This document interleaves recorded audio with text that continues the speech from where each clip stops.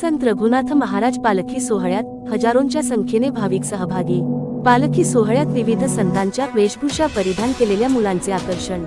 श्री गुरु राघोबा व श्री संत रघुनाथ महाराज समाधी सोहळ्यानिमित्त अखंड हरिनाम सप्ताह व ज्ञानेश्वरी पारायण संपन्न। होलसूर येथे प्रतिवर्षाप्रमाणे यंदाही मूळ पुरुष श्री गुरु राघोबा व श्री संत रघुनाथ महाराज यांच्या समाधी सोहळ्यानिमित्त अखंड हरिनाम सप्ताह व श्री ग्रंथराज ज्ञानेश्वरी पारायण सोहळा मोठ्या भक्तिभावाने संपन्न झाला। हा सोहळा दिनांक 22 डिसेंबर 2025 ते 29 डिसेंबर 2025 या कालावधीत आयोजित करण्यात आला होता। दररोज पहाटे काकडा आरती, सकाळी ज्ञानेश्वरी पारायण, दुपारी गाथा भजन व सामूहिक नामजप तसेच प्रवचन कार्यक्रम पार पडले।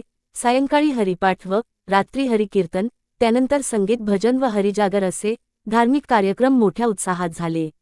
या सोहळ्यात ज्ञानेश्वरी पारायणाचे व्यासपीठ प्रमुख तसेच काल्याचे कीर्तनकार श्री ह.भ.प. सुरेश महाराज मदकट्टीकर यांनी आपल्या प्रभावी कीर्तनसेवेने भाविकांना मंत्रमुग्ध केले।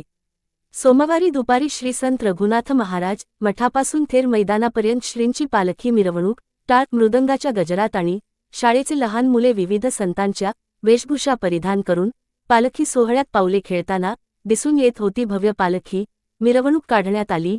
थेर मैदानावरील महादेव मंदिरासमोर काल्याचे विविध खेळ खेळून सोलदापका ग्रामातर्फे काल्याचे मानकरी भगवान रामराव बिरादार यांच्या हस्ते काला घेऊन आले। मंदिरावर काला फोडल्यानंतर मठात महाप्रसाद वाटप करण्यात आले। महाप्रसादाचे मानकरी पंडितराव भुसारे होते।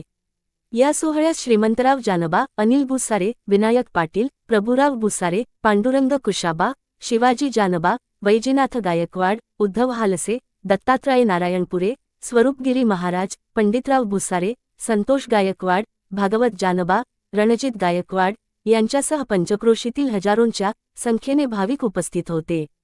Star Hulsoor news Hulsoor.